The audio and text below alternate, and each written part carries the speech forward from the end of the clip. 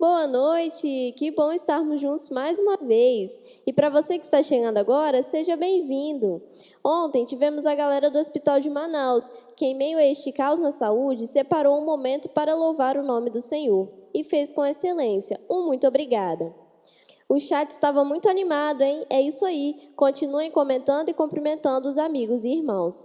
Hoje vou mandar um abraço especial para a galera do Espírito Santo. Edneia Christian, Márcia Cruz, Rosiquele e sua família, Zenilde Silva, Deolinda Miranda, Zenir Miranda, Cida, Keila, Luna, Pastor Rafael, Departamental Jovem da ASIS. Um abraço também para Jairo Vieira de Goiás, a Igreja de Guiana Francesa e a Igreja da Angola. Muito bom estar com todos vocês. Entre os comentários, tivemos um pedido especial de oração por nossa amiga Conciana Nobre. Que Deus te ilumine e te auxilie em suas decisões. E para que o seu pedido também seja mencionado por aqui, não se esqueça de deixar o seu comentário ou um agradecimento. Se inscreva no nosso canal, curta os nossos vídeos e ative o sininho. Agora é o momento que podemos todos juntos louvar, com o Ministério Sintonia. Uma boa noite! Mais uma vez, contamos com a sua participação nesta semana de oração mais que especial. Sabe, é um momento que você pode louvar aí da sua casa. Reúna a sua família aí com você e louve ao Senhor. Mas Wesley, eu estou sozinho aqui em casa. Não tem problema. Sabe por quê? Porque o louvor, ele parte do coração para o céu. Ele é vertical, não horizontal. Então louve, participe com a gente. Vamos louvar?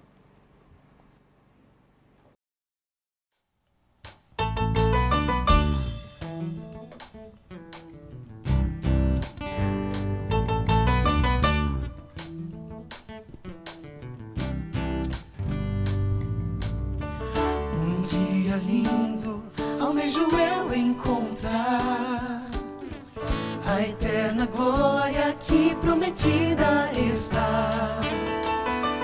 Gozo e alegria posso então eu sentir, pois Jesus Cristo já está por vir. Jesus virá outra vez aqui, Jesus virá, Jesus virá mais uma vez aqui. E todos juntos em um só louvor cantemos, cantemos todos, Ele é o nosso Senhor.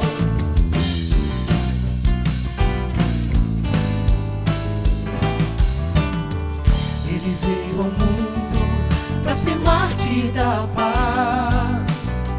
Ele foi tentado e não pecou jamais.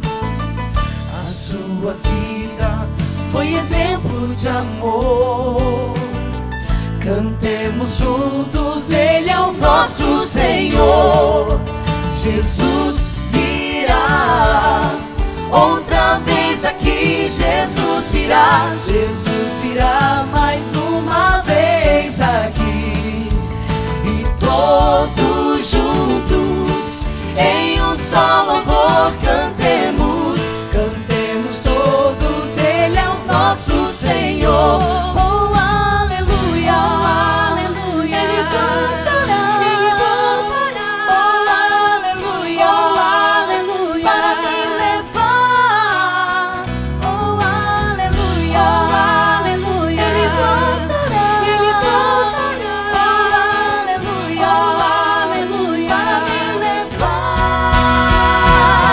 Jesus virá outra vez aqui, Jesus virá, Jesus virá mais uma vez aqui. E todos juntos em um só louvor cantemos, cantemos todos, Ele é o nosso Senhor. Jesus virá outra vez aqui, Jesus virá, Jesus virá mais uma vez aqui. E todos juntos em um só louvor cantemos, cantemos todos, Ele é o nosso Senhor. Cantemos todos, Ele é o nosso Senhor.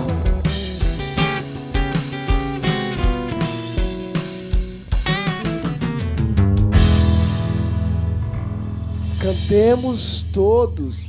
Ele é o nosso Senhor, que está voltando em poder e grande glória. Eu não sei se você, ao cantar esse hino, você imaginou a cena. Eu me emociono ao pensar nesse dia. É um dia esplendoroso. Toda a nossa história aqui na terra se resumirá nesse dia, onde Deus estará voltando. Jesus, com poder e grande glória, para resgatar os seus e para pôr fim a todo o sofrimento, a toda a dor que o pecado trouxe a esse universo. Eu quero cantar com vocês, nós do ministério, mais um hino que fala sobre esse evento, fala sobre esse grande evento, para fortalecer em meu coração e no seu coração a esperança e a vontade de viver hoje ao lado desse Deus, ao lado desse Jesus. Louve, Maranata, ora vem, Senhor Jesus.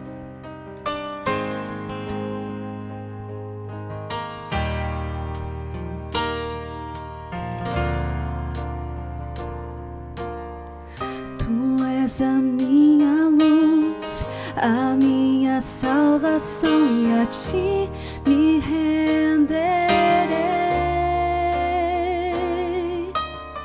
Se ao teu lado estou, seguro em tuas mãos, eu nada temerei.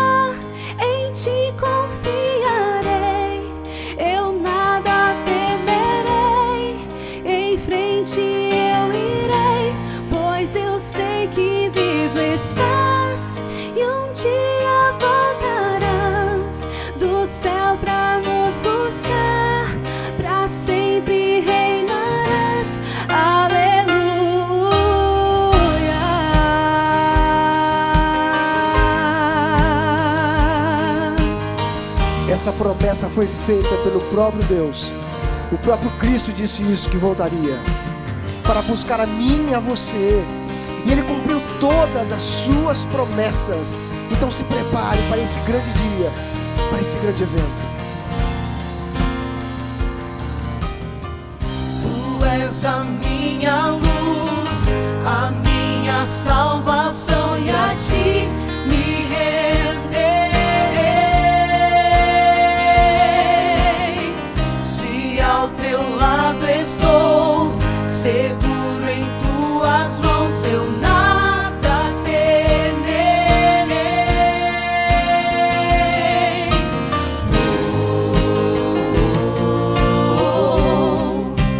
Tu és santo, ó Senhor.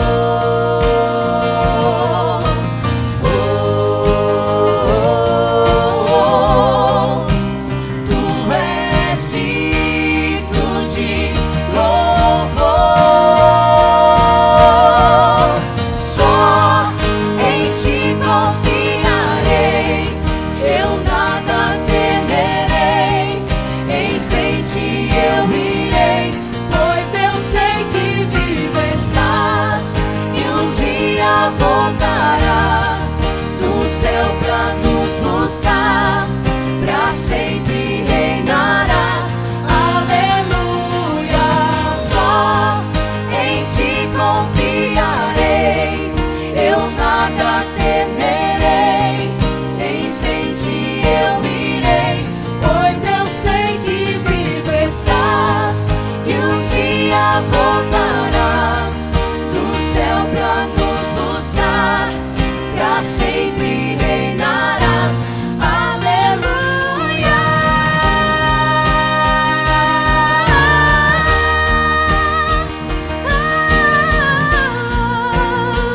Vem, Senhor.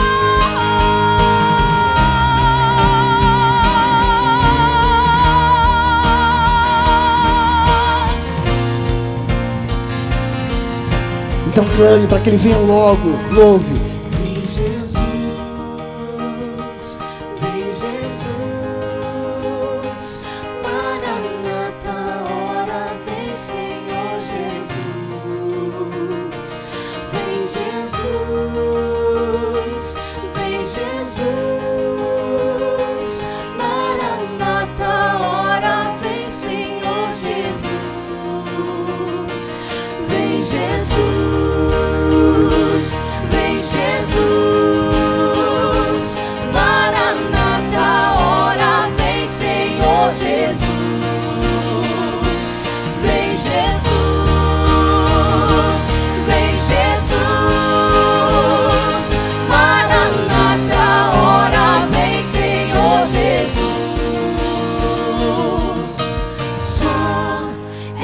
ti confiarei, eu nada temerei, em frente eu irei, pois eu sei que vive estás, e um dia voltarás do céu pra nos buscar, pra sempre reinarás.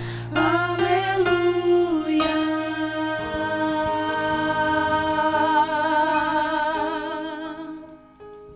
Amém. Olá, boa noite. Como que você está?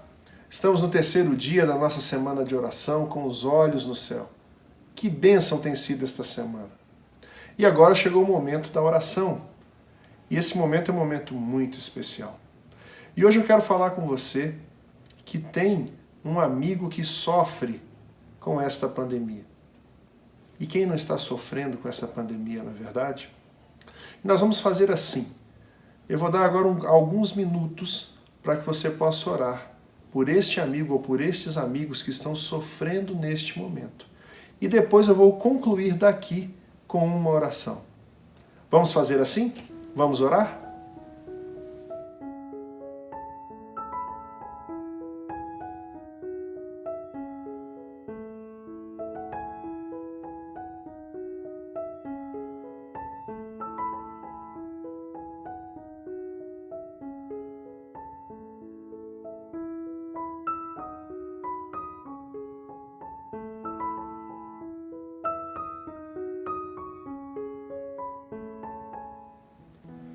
Querido Deus, bondoso Pai, essa pandemia começou tão distante de nós e ela veio sacudindo todo mundo e veio deixando perplexas todas as famílias da Terra. E hoje essa pandemia ela se traduz em rostos conhecidos, em pessoas que amamos, e essas pessoas todas, ó Pai, sofrem nesse momento. E pedimos que os nossos amigos possam, ó Deus, sair ilesos e imunes desta tão terrível doença. Pedimos que o Senhor, como médico dos médicos, possa cuidar de cada uma delas e dos seus familiares que sofrem juntos. Ó Pai, e que acima de tudo, nós possamos entender os sinais da Tua breve volta e possamos nos preparar para estarmos contigo nas mansões celestiais. Obrigado por Tu seres um Deus maravilhoso, por cuidar de nós de forma tão tremenda e maravilhosa. Confiamos em Ti, ó Deus, e nas Tuas verdades para as nossas vidas. Eis o que nós Te pedimos e pedimos também, especialmente, que o Teu Santo Espírito seja derramado mais uma vez sobre o pastor Vinícius e que a mensagem possa invadir, inundar os nossos corações e possa transformar as nossas vidas. Eis o que nós Te pedimos e agradecemos em nome de Jesus. Amém. Oi, tudo bem com você? Chegou a hora de nós estudarmos a palavra de Deus. E hoje eu quero perguntar uma coisa para você e você tem que responder sinceramente, tem que dizer a verdade. Alguma vez você já comeu um biscoito ou um bolo e deixou cair os farelinhos, sabe? As migalhinhas caíram no chão da sua casa ou na cozinha ou onde você estava. Você deixou cair o farelinho alguma vez? Aposto que a sua mãe não ficou contente com isso, né? Sabe que a Bíblia tem história de tudo. A Bíblia tem história até de farelinho, de migalhinha. É sim. Jesus estava passando pela cidade de Tiro e Sidom. E ali naquele lugar, Jesus estava com um tanto de gente perto dele e seus discípulos também. E a Bíblia diz que uma mulher também se aproximou de Jesus. Ela chegou ali pertinho e ela estava muito desesperada, gritando alto: Jesus, filho de Davi, tem misericórdia de mim, a minha filha está muito doente. A filha dela estava na casa deles, era uma menininha e ela estava muito doente. A Bíblia diz que era uma doença grave, terrível, era uma doença espiritual. E aquela mamãe estava muito preocupada. E ela gritava e pedia ajuda de Jesus. E sabe o que aconteceu? Jesus olhou para ela e quis dar uma lição para ela e para todos os discípulos e as pessoas que estavam ali. Jesus disse assim: como que eu posso pegar a comida que é dos filhos e entregar para os cachorrinhos? Eu não posso pegar essa comida e dar para os cachorrinhos. Ah, aquela mulher foi tão inteligente, ela foi muito esperta. Ela olhou para Jesus e disse assim: ah, mas os cachorrinhos, eles comem até os farelinhos, as migalhinhas que caem da mesa dos filhos. Os cachorrinhos comem essas migalhinhas. Ela quis dizer que até um pedacinho do poder de Deus já era suficiente para ela. Uau, quanta fé! Jesus ficou emocionado com as palavras daquela mulher e Jesus olhou para ela e disse assim: quanta fé! Ela tinha muita fé. E naquela mesma hora que Jesus olhou para ela e disse que ela tinha muita fé, um milagre aconteceu na casa dela. A menininha foi curada e ela estava tão contente. Aquela menininha ficou boa. Um milagre poderoso aconteceu. Sabe por quê? Porque aquela mulher teve fé para acreditar que um pedacinho bem pequenininho do poder de Deus já é suficiente para uma coisa muito grande acontecer. Chega mais pertinho, Dó, faz um olho de gigante. Eu não sei o que está acontecendo aí na sua casa. Pode ser que tenha alguém doente na sua família. Pode ser que você esteja triste porque alguém não tem mais o trabalho na sua família. Ou tem alguém passando um problema muito sério, uma pessoa que você conhece. Se você tiver fé para acreditar no poder de Deus, um milagre pode acontecer, igualzinho aconteceu na vida daquela mulher. Você acredita que Jesus é poderoso? Vamos pedir a Jesus que faça um milagre pela nossa vida e pela nossa família agora? Vamos falar com Jesus? Feche os seus olhos. Vamos orar juntos? Vamos? Você não precisa repetir, tá bom? Querido Deus e poderoso Pai, nos dê a fé daquela mulher, uma fé tão grande que acredite no teu poder. Nós acreditamos, ó Deus, que um pedacinho do teu poder já é suficiente para um grande milagre acontecer. E nós pedimos que o Senhor nos ajude a resolver os nossos problemas. Em nome de Jesus. Amém. Que Deus abençoe muito você e a sua família. Até amanhã.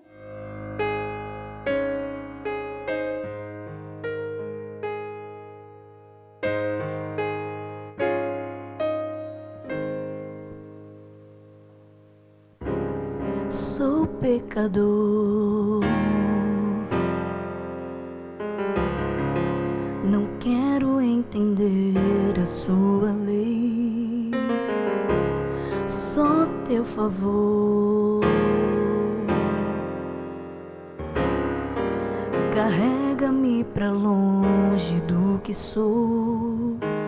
Com frequência eu quebrei a aliança que me fez.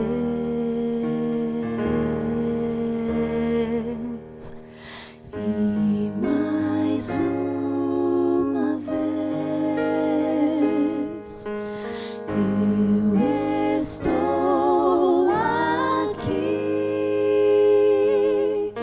só pra te pedir, Senhor, teu favor agindo em mim. Quero restaurar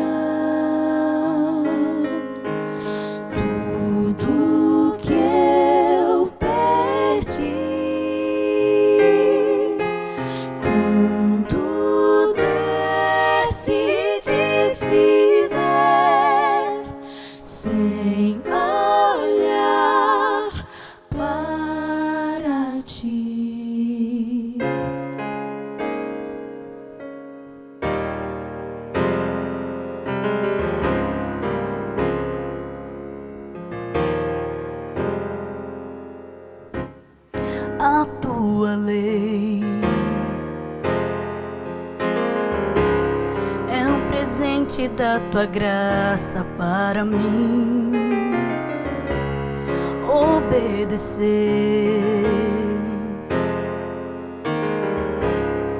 Me garante uma vida mais feliz, mas sou tão humano, fraco sou. Sei que é impossível viver sem teu amor.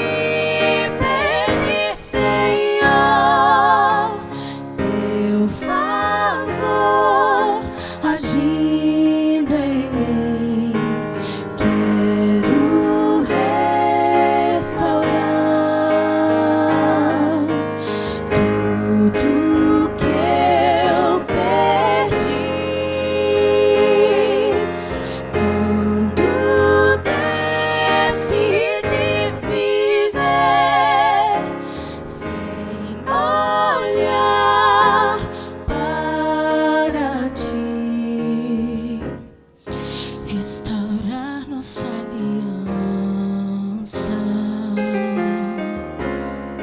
é somente o que eu preciso. Restaurar nossa aliança é somente o que eu preciso.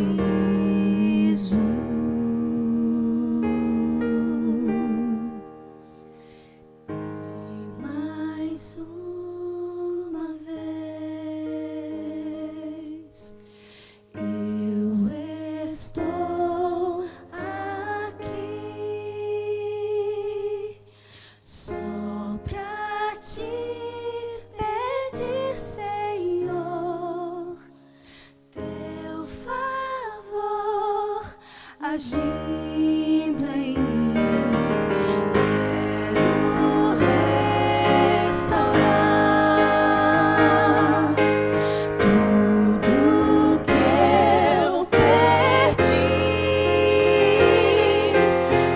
quando decidi viver sem olhar para ti. Restaurar nossa aliança é somente o que eu preciso.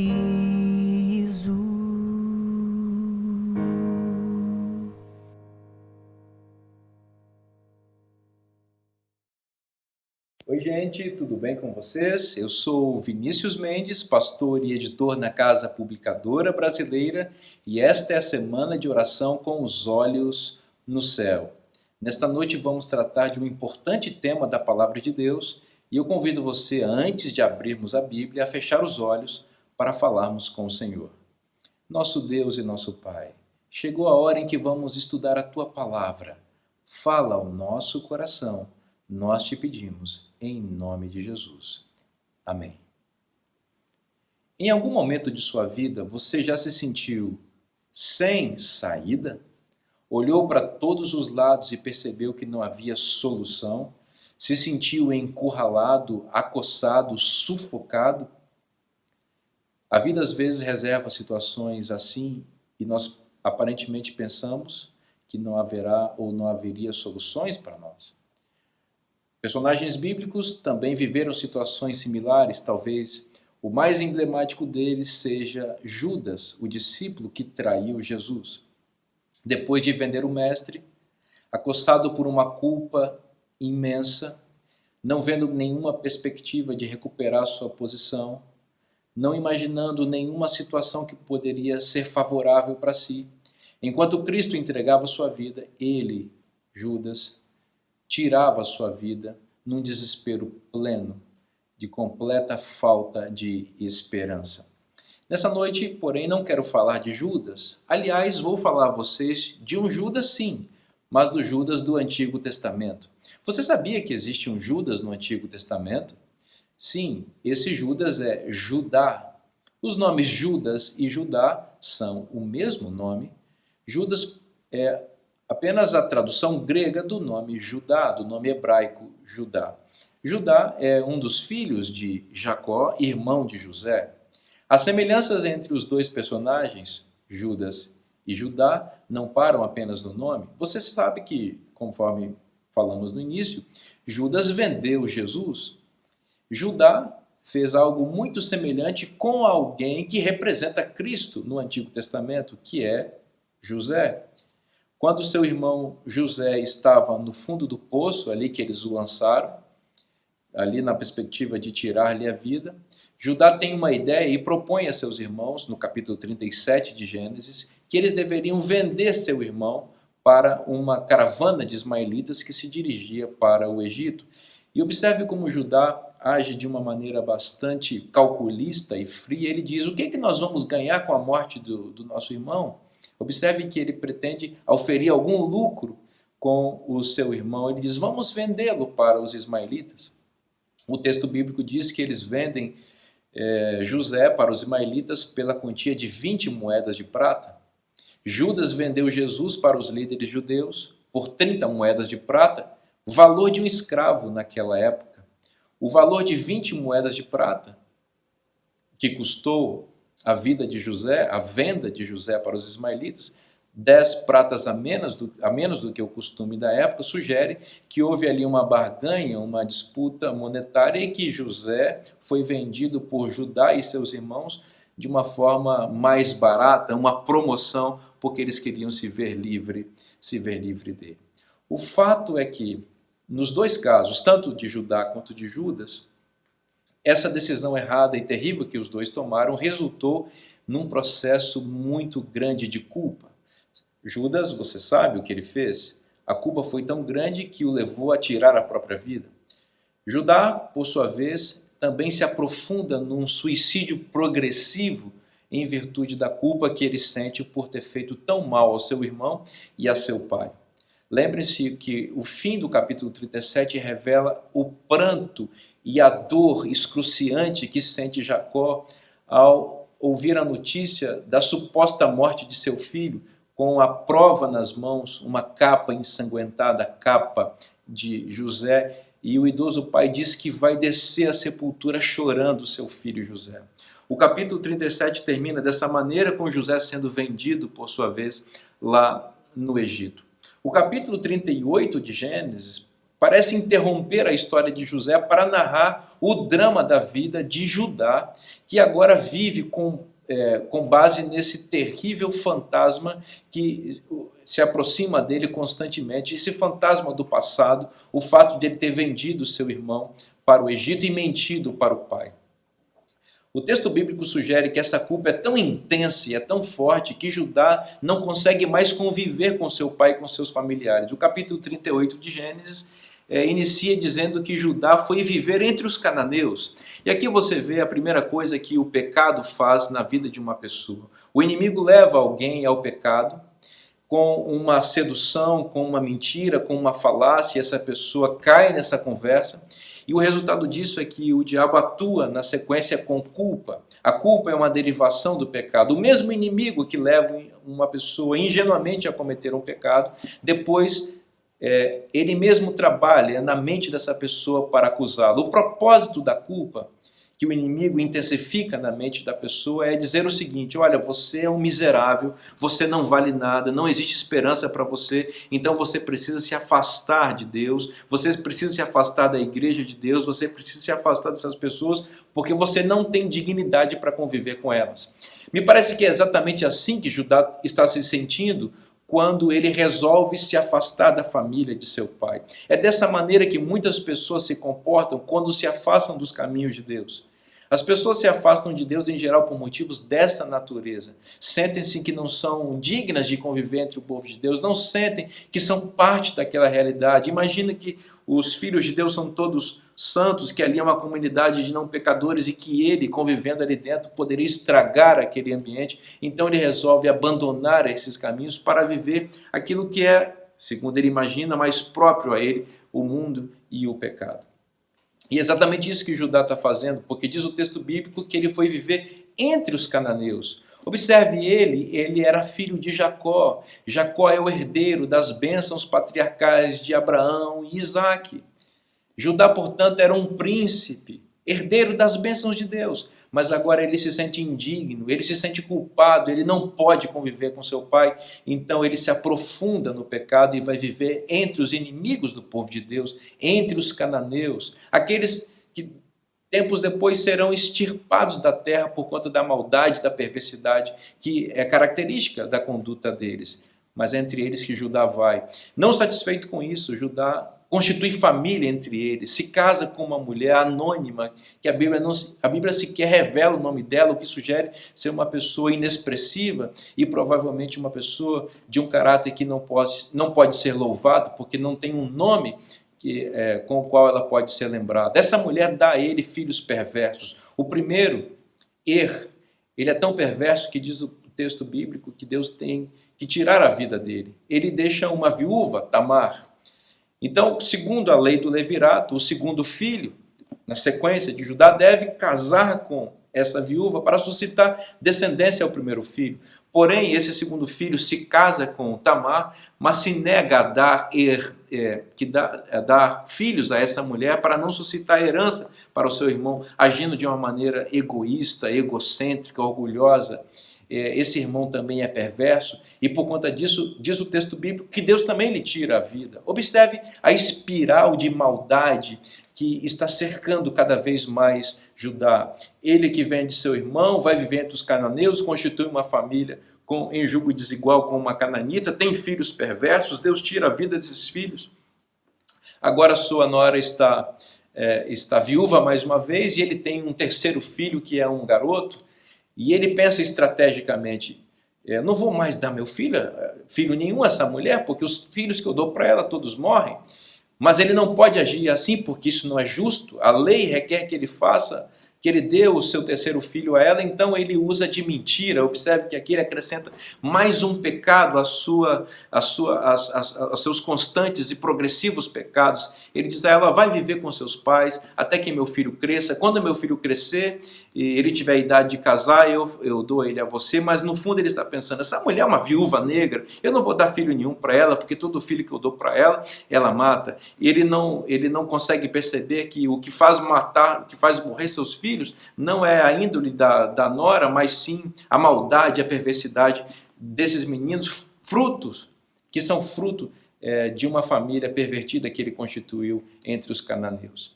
Então, Tamar vai viver entre seus parentes, ela se veste como uma viúva, diz o texto bíblico, esperando o dia em que ela terá uma nova chance de constituir uma nova família.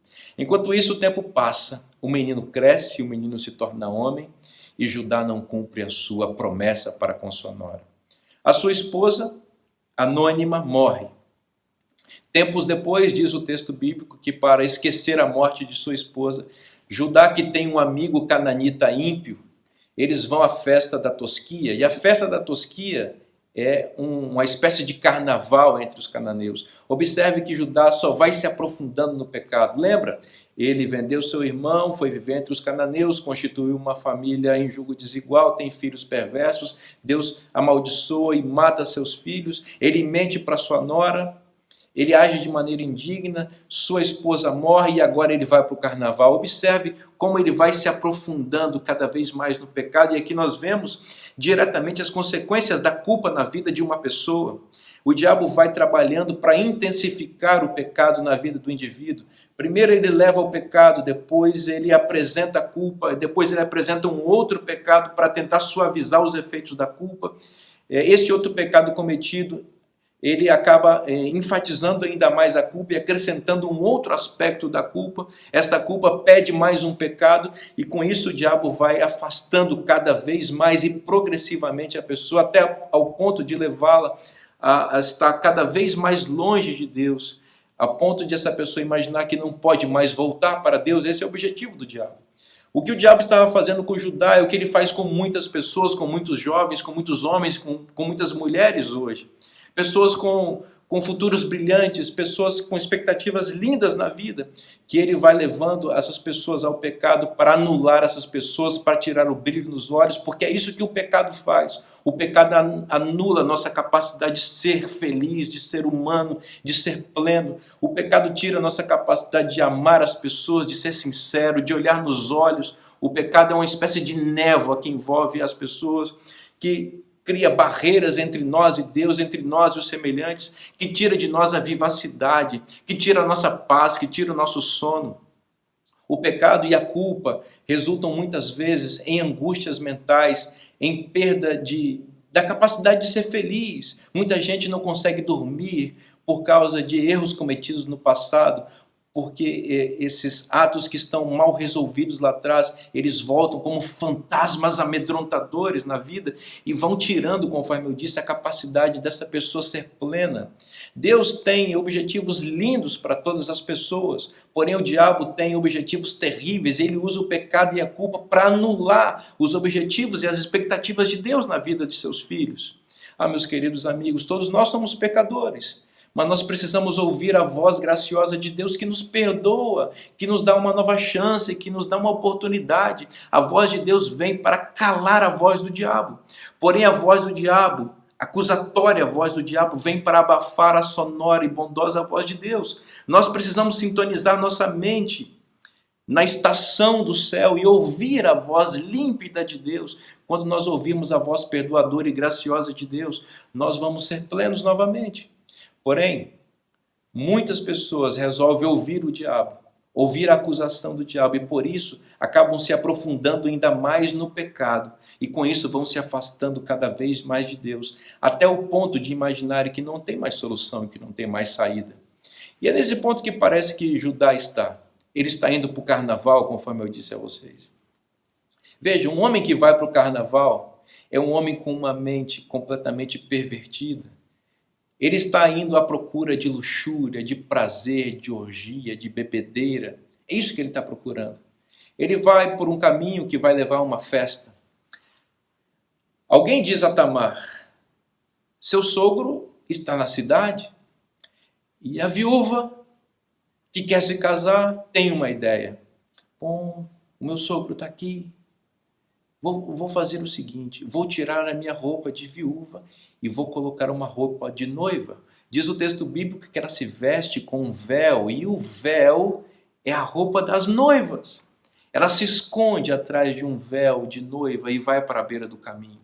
Porém, Judá, o ímpio Judá nesse momento, com as lentes lascívias do pecado, de um homem que vai para o carnaval, vê uma noiva no meio do caminho e enxerga uma prostituta.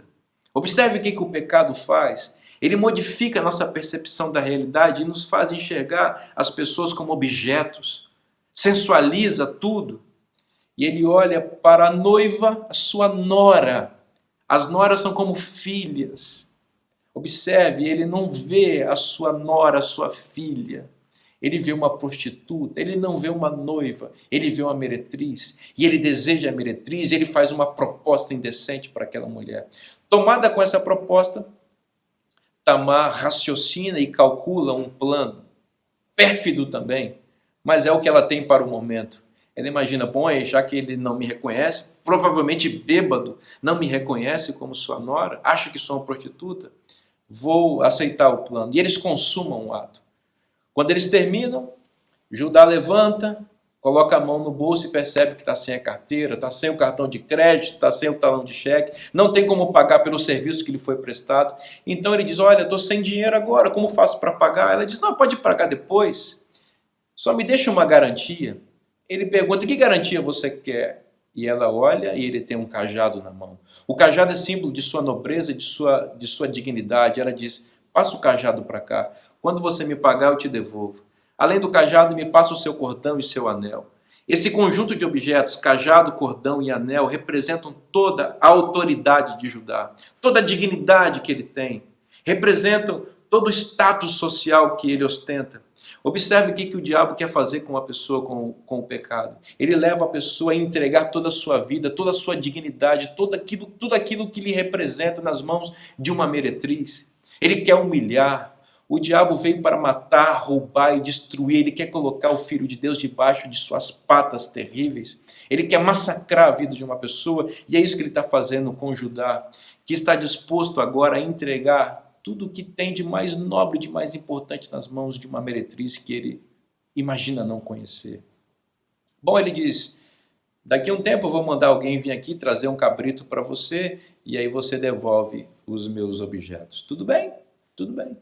Então Judá vai para o carnaval, depois vai para casa.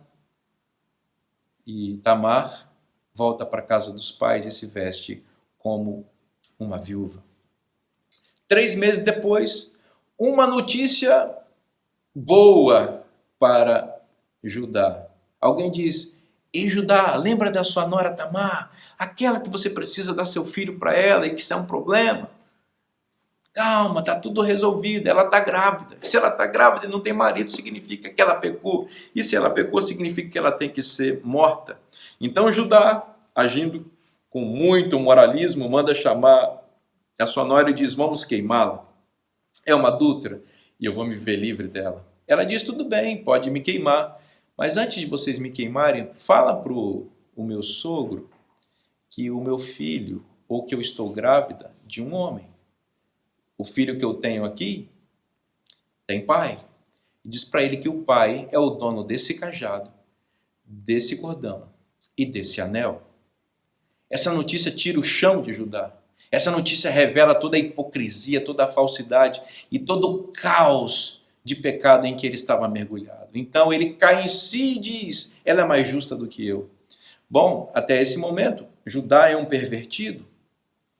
Observe, ela deveria morrer e ele também, mas como ele é uma autoridade, é um homem rico, as coisas não mudaram muito de lá para cá, dá-se um jeitinho, não morre ele, não morre ela e continua tudo certo. Judá, porém, vai ter filhos de sua nora. Observe que tragédia, que caos virou a vida desse homem que nasceu para ser grande, para ser um grande homem de Deus. A sua nora tem 2 filhos no ventre, gêmeos. Serão filhos dele.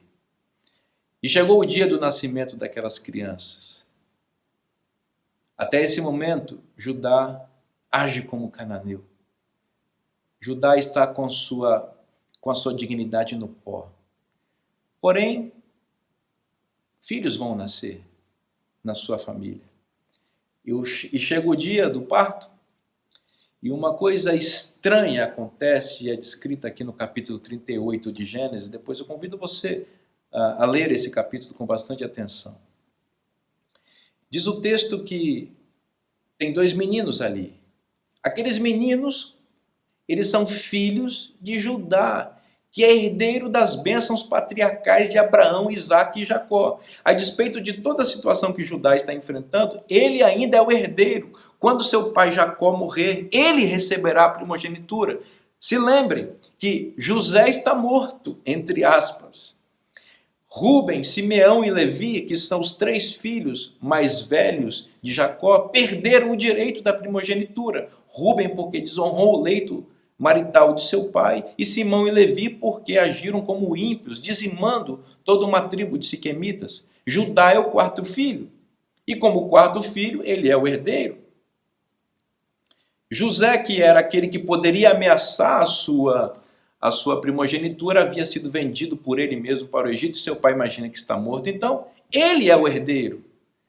Se ele é o herdeiro das bênçãos patriarcais, os filhos dele também serão. Quando ele morrer, ele vai transferir, ou antes de morrer, ele transferirá para um de seus filhos.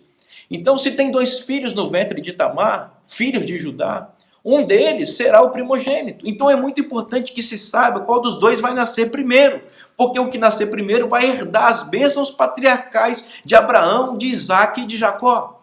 Então, o parto de Tamar não é um parto qualquer, é o parto do primogênito de Abraão, de Isaque, de Jacó e de Judá. É uma cena, portanto, muito importante no texto bíblico. Lembre-se que o nascimento dos patriarcas é um nascimento sempre miraculoso. Lembra do nascimento de Isaque, que veio depois de uma promessa, de uma aliança que Deus fez com Abraão. Lembre-se do nascimento maravilhoso de Jacó e de Isaque. da disputa no ventre de Rebeca, do nascimento dos dois, envolvendo também uma disputa pela primogenitura. E agora essa cena está se repetindo na vida de Judá e da sua nora barra esposa, por assim dizer, que tem 2 filhos em seu ventre, qual dos dois vai nascer primeiro? E diz o texto que uma coisa inusitada acontece. Aquele que estava na fila para nascer primeiro, que a Bíblia chama de Zerá, ele coloca a mãozinha para fora. Eu não sei como é que uma criança bota a mãozinha para fora, eu não entendo disso, eu acho que não é razoável, mas aqui nós estamos diante de uma cena milagrosa. E quando ele bota a mãozinha para fora, a parteira diz, opa, alguém já queimou a largada aqui, já tem um primeiro aparecendo aqui. Queimou a largada não, tem o primeiro já apareceu. Então ela pega um fio vermelho e coloca na mãozinha dele para marcar quem é o primeiro. Porém o garotinho coloca a mão de volta para dentro do ventre da mãe. Mas ele ainda continua embicado para nascer, concordam? É ele que é o primeiro ali. O canal é estreito, não dá para sair os dois juntos. Só sai um de cada vez. Então ele está na frente e tem outro atrás. Porém uma coisa ainda mais poderosa acontece, e isso parece que vai mexer poderosamente na vida e na mente de Judá. O menino que estava atrás, que nasceria depois, portanto, ele arruma um jeito extraordinário de ultrapassar o que estava na frente e sai primeiro do que aquele que havia colocado a mãozinha antes. Isso mexe tanto com a mente de Judá que ele coloca o nome daquele menino que nasceria por último, mas que acaba nascendo primeiro, ele coloca o nome de Pérez. E a palavra Pérez na língua hebraica significa aquele que rompe. Por que eles dão esse nome para Pérez? Porque eles dizem, como é que você achou caminho, menino? Como é que você conseguiu nascer primeiro, quando você não tinha saída? Você estava espremido, você estava encurralado, mas você achou um jeito de nascer primeiro. E isso mexeu com a cabeça de Judá. Vocês estão entendendo o que está acontecendo aqui? Deus está usando o nascimento de seu filho, Pérez, para pregar o evangelho para Judá. Deus está dizendo, Judá, do mesmo jeito que esse menino não tinha como sair, mas rompeu uma saída do meio do nada, você está sem saída, imaginando que não há solução, mas eu vou dinamitar uma saída para você, eu vou abrir uma porta no meio do nada, eu vou abrir uma estrada no meio do deserto, eu vou abrir uma fonte em terra seca para que você beba, eu vou mostrar para você que eu ainda amo você, que eu ainda conto com você, que ainda existe esperança para você. Judá, Pérez nasceu, Pérez rompeu, e da mesma maneira que Pérez rompeu uma saída, eu também vou dinamitar uma saída para você. Eu estou dizendo isso para vocês nesta noite, por quê? Porque até esse momento Judá é um ímpio, mas a partir desse momento Judá aparece no texto bíblico como nova criatura. Isso sugere que a conversão de Judá se deu exatamente no momento em que seu filho Pérez nasceu. Veja que Deus tem mil maneiras de pregar o evangelho para nós e expressar a sua graça. Ele usou um parto para mostrar o quanto ele ama um filho e o quanto ele continuava contando com ele. O que Deus mais precisa dizer para você e fazer para você, para deixar claro para você que Ele te ama e que Ele continua contando com você? O que Deus mais precisa falar, de que maneira mais Ele precisa ilustrar seu amor e sua graça? Por que você ainda continua acreditando nas mentiras do diabo? Que falam a você que você está perdido, que não há mais solução, que não há mais esperança. Isso é mentira.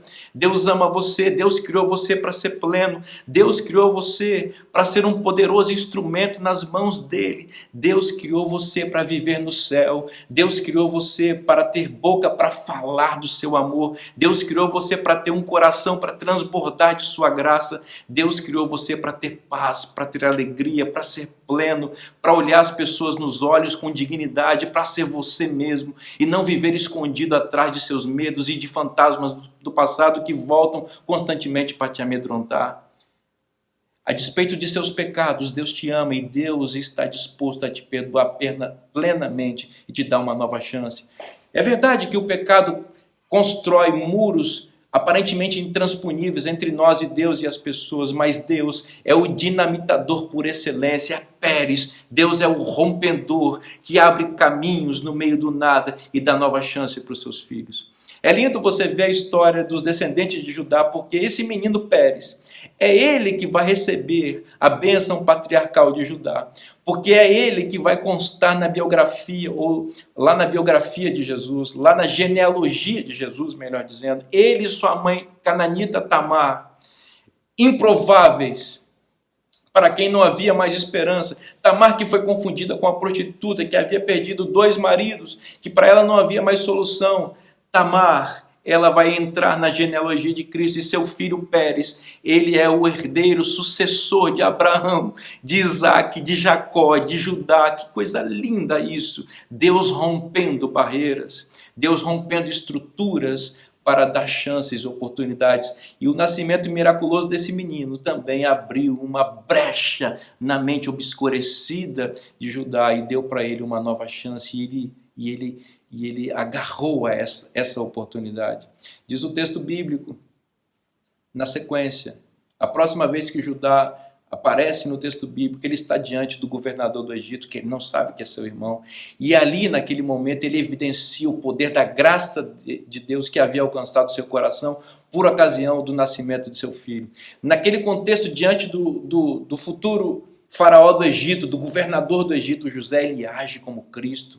Ele quer ficar no lugar do seu irmão condenado, ele é misericordioso, ele age como substituto, ele age como um tipo do Senhor Jesus, porque todos aqueles que foram alcançados pelo perdão de Deus e livrados da culpa do pecado, eles se comportam como Cristo, eles são plenos, eles confiam no poder da graça de Deus, eles confiam no poder de Deus e eles se entregam à obra santificadora de Cristo, do Espírito na vida. E é assim que Judá está se comportando.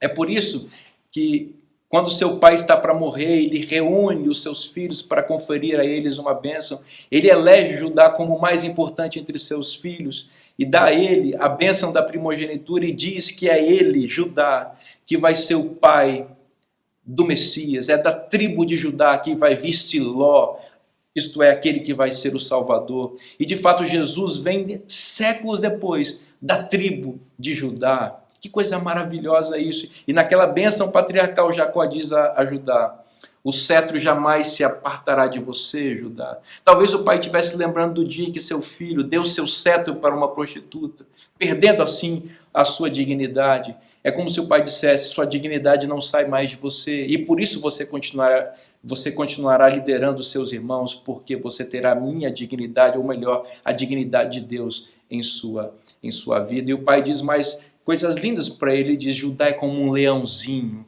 Um leãozinho é uma fera poderosa que cresce para defender o seu clã, para defender a sua família, para defender seu território. É símbolo de poder, é símbolo de força. E esse Judá que estava entregue ao nada, esse Judá que estava aparentemente perdido e sem solução, que o pecado havia o afastado de Deus, esse Judá é reestabelecido e agora ele é um leãozinho, que agora é um instrumento poderoso nas mãos de Deus para defender seu povo e para liderar um povo, para que haja uma semente da qual virá o Messias, que será o libertador de seu povo. Que coisa maravilhosa isso! Veja o poder do Evangelho e do perdão de Deus, que afasta a culpa e nos dá uma nova chance. Séculos depois, séculos e séculos e séculos depois, o apóstolo João está em visão dentro do santuário celestial, no lugar santíssimo do templo. E a cena é altamente dramática, porque há um livro no santuário celestial. Apocalipse capítulo 5 retrata essa cena. O livro está todo fechado e selado por dentro e por fora. Qual o conteúdo do livro? Naquele livro está escrito a história da minha vida e da sua vida. Se aquele livro não for aberto, não há salvação nem para mim, nem para você, nem para toda a humanidade. Estaremos todos perdidos se aquele livro não for aberto. João, entendendo a importância daquele momento e o drama de não haver ninguém achado digno, nem no céu, nem na terra, para abrir o livro, ele cai em lágrimas de desespero, porque ninguém pode abrir o livro. Porém, ele é confortado com as seguintes palavras: não chores, porque o leão da tribo de Judá venceu e ele romperá os selos do livro e ele abrirá o livro. O leão da tribo de Judá venceu e vai romper os selos e vai abrir o livro. Veja que coisa linda está acontecendo aqui. Judá, aqui é apresentado como leão. Lembra que o pai dele disse, Judá é leãozinho. Aquilo era um símbolo do filho que ele teria no futuro, seu descendente maior, Cristo, que é o verdadeiro leão, que vem da tribo de Judá, que vem exatamente para romper, como Pérez rompeu, como Judá percebeu Deus dilacerando, rompendo, dinamitando as barreiras que o separavam dele e dando a ele uma nova oportunidade. Tudo isso simbolizava Jesus que dinamitaria plenamente as barreiras que o diabo construiu entre nós e o Pai e nos reconciliaria então com Deus. Ah, meu querido amigo, minha querida amiga, hoje o convite de Deus a você é: aceite a minha oferta graciosa. Me veja e creia no meu poder, me veja agindo para dinamitar as barreiras que nos separam e volte para os meus braços de amor. Corra para os braços do Pai. Não continue acreditando nas mentiras falaciosas do diabo, que sugerem que para você não há mais solução, que não há mais esperança. É verdade que você é um pecador. É verdade que por você mesmo não haveria solução. Mas Cristo abriu um novo e vivo caminho pelo qual todos nós podemos passar e receber graça. E esta ocasião é oportuna, é agora. O diabo vem com o pecado e com a culpa tentando nos segurar, nos anular, nos incapacitar, mas Cristo vem com perdão e com graça para nos dar uma nova chance e uma nova oportunidade. Essa oferta para você, está sendo oferecida hoje para você, é de graça. Receba, deixa Deus destruir as barreiras pecaminosas do pecado e da culpa e volte-se plenamente para Deus. Mesmo que você não tenha se afastado formalmente dos caminhos de Deus, é possível que eu esteja falando para alguém neste momento que está com o nome no livro da vida, mas não vive plenamente a vida cristã, porque está sendo paulatinamente anulado pelo diabo por conta de pecados e culpas. Há perdão disponível para você agora. Receba esse perdão e vai viver plenamente o plano de Deus. Vai ser leão. Vai ser um leãozinho de Deus. O cetro não se apartará de você. Deus rompeu os selos do livro para salvar você. O leão da tribo de Judá venceu e abriu os selos. E ele fez isso para salvar você, para salvar a sua família. O convite de Deus hoje não poderia ser outro a não ser: receba esse presente gratuito divino e permita que a vida plena de Deus se execute em você.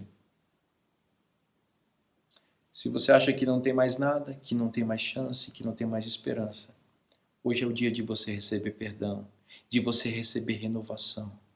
Você vai ouvir uma música agora, que certamente vai falar fundo no seu coração. Enquanto você ouve essa música, eu queria convidar você a uma entrega genuína de sua vida. Eu queria convidar você a uma confissão genuína de seus pecados a Deus. E essa confissão, ela precisa ser seguida de uma aceitação do perdão que Deus está te oferecendo.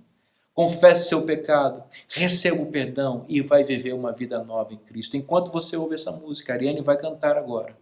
Enquanto você ouve, você se entrega, você renova a sua aliança com Cristo, para que você possa viver como nova criatura, plenamente feliz em Deus e em seu plano para a sua vida.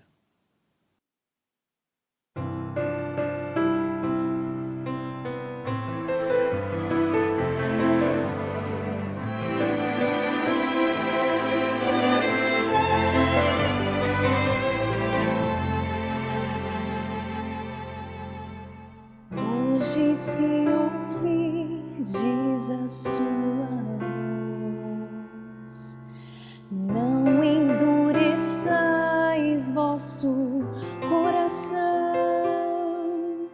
Estas são palavras do Espírito de Deus, que outra vez você ouviu. Não resista mais ao convite. Nos braços de Jesus cabemos todos nós. Ele nos restaura com um toque de sua mão. Mas qual será sua decisão? Pra toda culpa e dor, Jesus tem a cura. Para quem quer viver, Ele é o pão. Para qualquer sofrer da alma, Ele traz a paz. Para quem nada tem, Ele tudo é.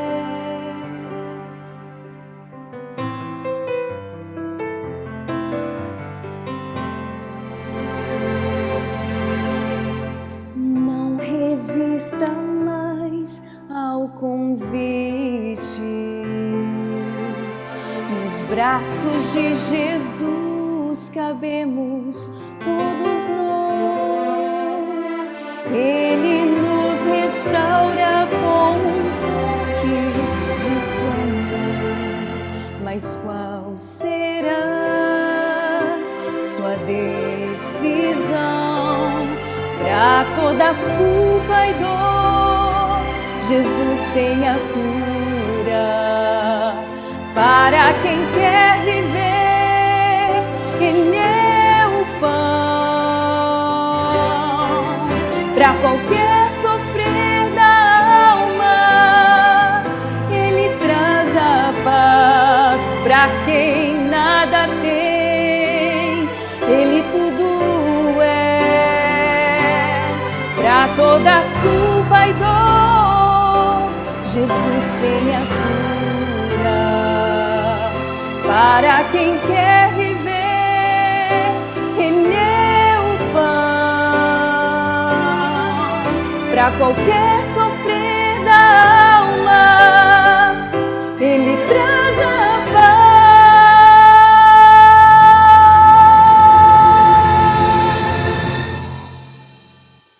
Para quem nada tem, Jesus Cristo é tudo.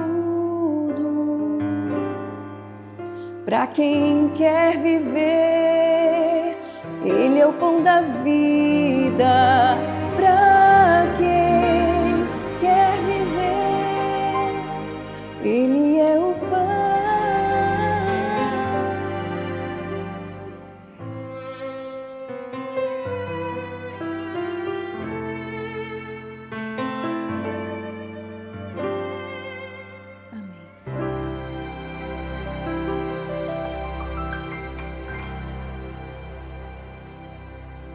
Vamos orar? Nosso Deus e nosso Pai, nós cremos na Tua graça, recebemos o Teu perdão. Obrigado pelo Teu poder dinamitador, que destrói as barreiras que foram construídas para nos separar. Obrigado porque Tu estás sempre disposto a fazer isso. Nos ajude, Senhor, a receber esse presente genuíno, essa intervenção maravilhosa. Ó Deus, nos ajude a enxergar o Evangelho sendo pregado a nós de maneiras inusitadas, porque Tu estás aí sempre falando e sempre tentando nos resgatar. Da mesma forma como Tu pregastes a ajudar num parto, prega para nós hoje, Senhor. Fala ao nosso coração. Nos ajude, Senhor, a nos rendermos a Ti e transforma a nossa vida como transformaste a vida de Judá e usaste poderosamente como pai de uma geração da qual veio o Filho de Deus. Nós podemos também, Senhor, ser usados por Ti. Por isso, nos dá Teu perdão, nos dá Tua graça e nos dá Tua paz e renova a nossa vida em Ti. Nós Te pedimos em nome de Jesus. Amém, amém e amém. Amém. Que Deus abençoe você. Que bom estarmos juntos nesse momento. Que a graça de Cristo te alcance. E eu espero você amanhã. Nosso encontro marcado nesse mesmo horário. Tá bom? Um forte abraço. Que Deus te abençoe e até amanhã.